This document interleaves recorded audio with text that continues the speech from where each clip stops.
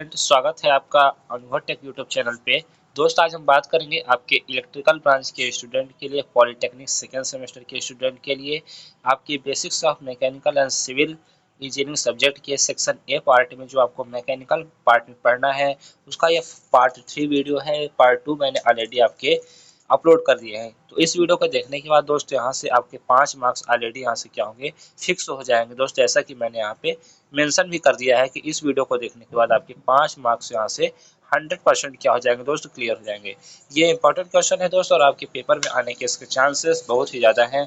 तो वीडियो को बिना टाइम वेस्ट किए स्टार्ट कर लेते हैं। तो चलिए स्टार्ट करते हैं। दोस्त देखेंगे यहाँ पे जो आपको टॉपिक पढ़ना है वो पढ़ना है सोर्स ऑफ एनर्जी, मतलब कि क्या पढ़ना है, ऊर्जा के स्रोत पढ़ना है। तो जिसमें मैंने मेन सोर्स ऑफ एनर्जी के टॉपिक में मैंने आपको क्या बताया था, पहले भी बताया था दोस्त कि आपके 2 टाइप्स के क्या होते हैं, एनर्जी के सोर्स होते हैं। एक होता है आपका कन्वेंशनल एनर्जी सोर्स और एक होता है नॉन कन्वेंशनल एनर्जी सोर्स। दोस्त यहाँ पे हम बात करेंगे कि आप लोग यहाँ पे इजीली देख पाएंगे कि जो कन्वेंशनल एनर्जी सोर्स होता है उसे नॉन रिन्यूएबल एनर्जी सोर्स भी कहा जाता है। जैसा कि आप लोग यहाँ पे देख पा रहे होंगे, यहाँ पे मैंने सारी चीज़ों को मेंशन कर दिया है आप लोगों के लिए। तो यहाँ पे देख पा रहे होंगे कि नॉन रिन्यूएबल एनर्जी सोर्स कहा जाता है कन्वेंशनल एनर्जी सोर्स को, और नॉन कन्वेंशनल एनर्जी सोर्स को क्या कहा जाता है दोस्तों, रिन्यूएबल रिसोर्सेज कहा जाता है। ऐसा रिसोर्सेज मतलब एनर्जी का ऐसा सोर्स जिसे रिन्यूअल किया जा सकता है, मतलब रिन्यूअल करके बार बार उपयोग में लाया जा सकता है, उसे क्या कहते हैं दोस्त, हम रिन्यूअल एनर्जी सोर्स कहते हैं। और ऐसा एनर्जी सोर्स जिसे एक बार यूज करने पर दोबारा उसकी एनर्जी को यूज नहीं किया जा सकता है एनर्जी को जनरेट करने के लिए, तो ऐसे सोर्स को क्या कहते हैं, नॉन रिन्यूएबल एनर्जी सोर्स। देखिए दोस्त ये आपके 2 टाइप्स के होते हैं, एक होता है कॉमर्शियल एनर्जी सोर्स और एक होता है दोस्त नॉन कॉमर्शियल एनर्जी सोर्स। दोस्त अब हम बात करें कि आपको पढ़ना क्या है, इसमें तो सारी चीज़ें दी हुई हैं। तो चलिए अब हम एक एक करके वन बाय वन सभी की डिफिनेशंस को डिटेल में देखते हैं और ये भी देखेंगे कि आपके कन्वेंशनल और नॉन कन्वेंशनल एनर्जी सोर्स में क्या क्या डिफरेंस है। तो चलिए दोस्त आप लोग हेडिंग करेंगे कन्वेंशनल एनर्जी सोर्स को, पहले मैं क्या करूँगा, डिस्कस करूँगा। यहाँ पे कन्वेंशनल एनर्जी सोर्स को यहाँ पे मैं डिस्कस करने वाला हूँ। उसके बाद आपके नॉन कन्वेंशनल एनर्जी सोर्स को भी डिस्कस करेंगे। उसके बाद यहाँ पे आपका ये टॉपिक एंड हो जाएगा और ये आपके 5 मार्क्स में आने के पूरे चांसेस है दोस्तों। 100% चांस है कि ये आपके क्वेश्चंस आ जाएंगे। तो मैं वही क्वेश्चंस यहाँ पे आप लोगों को कराऊंगा क्योंकि आप लोग के एग्जाम भी आ चुके हैं, जिससे आपकी आसानी से ईजिली आपके अच्छे मार्क्स आ पाएँ। तो चलिए अब हम बात करते हैं कि कन्वेंशनल एनर्जी रिसोर्सेज क्या क्या होते हैं। दोस्त यहाँ पे आप लोग देख पा रहे होंगे कि मैंने यहाँ पे पॉइंट वाइज करके लिख दिया है। दोस्त देखिए आपके पॉलिटेक्निक सेकेंड सेमेस्टर में अच्छे मार्क्स पाने के लिए दोस्त सबसे जो इंपॉर्टेंट थिंग्स होता है वो कि आप लिखते कैसे हैं। यदि आप चीज़ों को पॉइंट वाइज डायग्राम के थ्रू समझाने की कोशिश करते हैं तो आप कहीं ना कहीं बेहतर स्कोर कर पाएंगे। तो इस प्रकार से हेडिंग लगा लेंगे यदि आपके पेपर में आता है तो, और पॉइंट वाइज लिखना स्टार्ट करेंगे। देखिए दोस्त यहाँ पे लिखेंगे ये सभी ऊर्जा के स्रोत पृथ्वी में लाखों वर्ष के पूर्व के जीव जंतुओं, क्या लिखेंगे, जीव जंतुओं, पेड़ पौधों के जीवाश्म ईंधन, यहाँ पे याद रखेंगे दोस्त, जीवाश्म ईंधन है, जीवाश्म ईंधन तथा लकड़ी ऊर्जा के परंपरागत स्रोत हैं। इसे कन्वेंशनल एनर्जी सोर्स को क्या कहा जाता है, परंपरागत एनर्जी सोर्स के नाम से जाना जाता है। दोस्त आप लोग को बता दें कि ये सभी ऊर्जा के ऐसे स्रोत होते हैं जो कि लाखों वर्ष पूर्व जीव जंतु या पेड़ पौधों के जीवाश्म ईंधन के रूप में उपलब्ध हैं। जीवाश्म ईंधन तथा लकड़ी ऊर्जा के परंपरागत स्रोत हैं।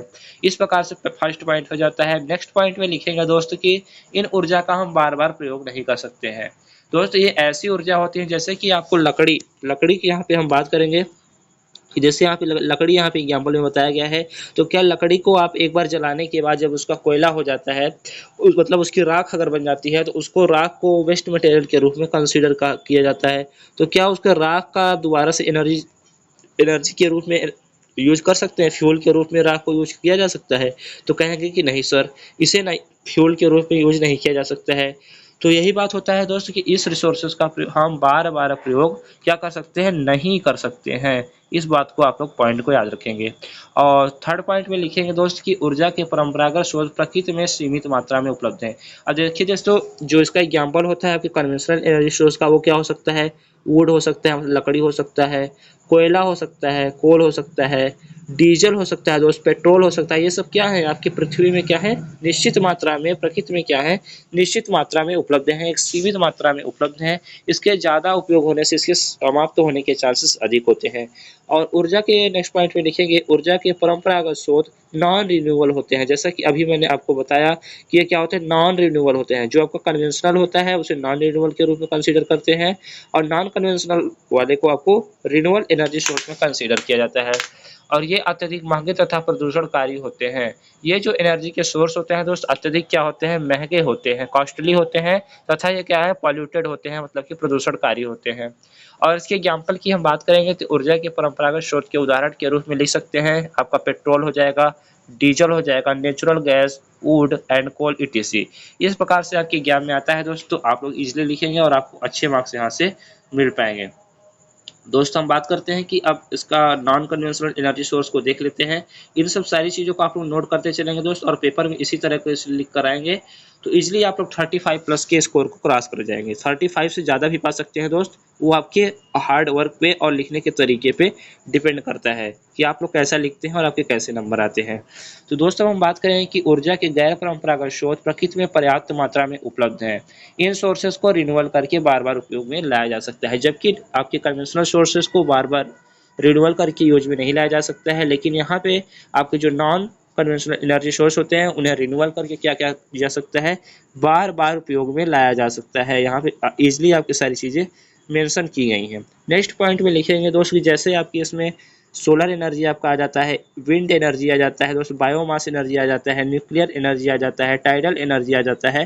तो ये सब क्या है, जो टाइडल एनर्जी है, ज्वारीय ऊर्जा, ये सब क्या है आपके नॉन कन्वेंशनल एनर्जी सोर्स के ही तो एग्जाम्पल हैं दोस्त। तो यहाँ पे बात करेंगे सूर्य, पवन, जल, देखिए वाटर एनर्जी भी आता है, बायोमास एनर्जी, परमाणु भट्टी, महासागर, भूगर्भ से प्राप्त ऊर्जा के परंपरागत स्रोत हैं। क्या बताया दोस्त, परंपरागत स्रोत हैं, नॉन सॉरी यहाँ पे क्या लिखा है, गैर परंपरागत स्रोत है। ये सब क्या है, नॉन कन्वेंशनल एनर्जी सोर्स है, जैसे कि आपका सन हो गया, विंड हो गया, वाटर हो गया, न्यूक्लियर हो गया, टाइडल एनर्जी होगा। ये सब आपके किस में आते हैं, नॉन कन्वेंशनल एनर्जी सोर्स, कहने का मतलब गैर परंपरागत ऊर्जा स्रोत में आते हैं। नेक्स्ट पॉइंट की ओर बढ़ेंगे दोस्तों। नेक्स्ट पॉइंट में लिखेंगे इन स्रोतों का बार बार प्रयोग ऊर्जा के रूप में किया जा सकता है। पहले भी बताया दोस्तों कि ये क्या होते हैं, रीन्यूएबल होते हैं, रीन्यू किया जा सकता है, मतलब कि दोबारा इन्हें न्यू करके उपयोग में लाया जा सकता है। देखिए जो दोस्त यहाँ पे जो सोलर एनर्जी होता है उसको हम बार बार यूज में लाया जा सकता है। देखिए वाटर की एनर्जी को हम बार बार यूज में ला सकते हैं और इसी प्रकार से न्यूक्लियर एनर्जी को भी और बायोमास एनर्जी को भी। तो इस प्रकार से ये ऊर्जा प्रकृति में भरपूर मात्रा में क्या होती है, उपलब्ध होती हैं। ये प्रकृति में क्या होता है दोस्त, भरपूर मात्रा में उपलब्ध होती हैं। एग्जाम्पल के लिए यहाँ पे देख लेंगे दोस्त कि सोलर एनर्जी जैसे हो गया, सोलर एनर्जी तो आप लोग जानते ही हैं दोस्त, क्या होता है सोलर एनर्जी जो हो गया आपका, उसे तो आप लोग जानते ही हैं। तो यहाँ पे लिखा है सोलर एनर्जी और यहाँ पे वाटर एनर्जी, विंड एनर्जी और जियोथर्मल एनर्जी। जियोथर्मल क्या होता है दोस्तों, इसे कहते हैं भूगर्भीय ऊर्जा। तो ये भी आप लोग याद रखेंगे। और देखिए यहाँ पे आप लोग जानते हैं कि न तो सोलर एनर्जी से आपका पॉल्यूशन होता है, न तो वाटर एनर्जी से, न ही विंड एनर्जी से, न ही जियोथर्मल एनर्जी से। तो यहाँ पे एक पॉइंट लिखेंगे दोस्त कि ये कम प्रदूषणकारी होते हैं। एक पॉइंट अपने से यहाँ पे बढ़ा देंगे कि ये कम प्रदूषणकारी होते हैं तथा प्रायः सस्ते होते हैं। ये उसके कंपैरिजन में क्या होते हैं, वो तो क्या होता है, कॉस्टली होता है, कौन सा, कन्वेंशनल। और जबकि यहाँ इसकी बात करेंगे तो ये क्या होता है, कॉस्टली नहीं होता है। क्योंकि देखिए वाटर कहाँ इतना कॉस्टली है, क्योंकि हमारे पास इतने आपके समुद्र हैं, डैम बनाए गए हैं, रिवर हैं, इतनी सारी चीज़ें, तो ये सब इजीली अवेलेबल होती है। जबकि यहाँ पे कोयले के खानों से निकाला जाता है, खदानों से, तो वहाँ पे सारी चीज़ें जैसे आपको पेट्रोल डीजल हो गया, ये सब कितने महंगे हैं दोस्त, आप लोग जान रहे होंगे। तो अब हम इसके डिफरेंस की ओर बात करते हैं, उसके बाद वीडियो को हम यहीं पे अपना स्टॉप कर देंगे। तो देखिए most of energy resources used as conventional energy source. देखिए जैसे कि एग्जांपल की हम बात करेंगे, जैसा कि आपका पेट्रोलियम हो जाता है, आपका हाइड्रोकार्बन हो जाता है, नेचुरल गैस हो जाता है दोस्त, कोल हो जाता है और न्यूक्लियर एनर्जी सोर्स हो जाता है। क्या बताया दोस्त, न्यूक्लियर एनर्जी सोर्स हो जाता है। उसके बाद यहाँ पे हम most of energy resources as यहाँ पे नॉन कन्वेंशनल की बात करेंगे। तो नॉन कन्वेंशनल में क्या याद रखेंगे दोस्त कि आपका सोलर एनर्जी आता है, wind energy, biomass energy, geothermal energy, air energy और आपका टाइडल एनर्जी, ये सब सारी चीज़ें आपकी आती हैं। तो इतना यदि आप लिख देते हैं, आपसे पूछा जाता है कि कन्वेंशनल और नॉन कन्वेंशनल एनर्जी सोर्स को डिफाइन कीजिए या फिर उसकी व्याख्या कीजिए या फिर मेन रिसोर्सेस ऑफ एनर्जी को बताइए या फिर उसमें अंतर बताइए। तो इस प्रकार से आप लोग लिखेंगे तो आपके यहाँ से 5 मार्क्स इंपॉर्टेंट होते हैं और फिक्स होते हैं आना। तो यहाँ से 5 मार्क्स आपके कंप्लीट हो जाएंगे। मिलते हैं दोस्त नेक्स्ट वीडियो में नई टॉपिक के साथ, तब तक के लिए जुड़े रहिए। Thanks for watching.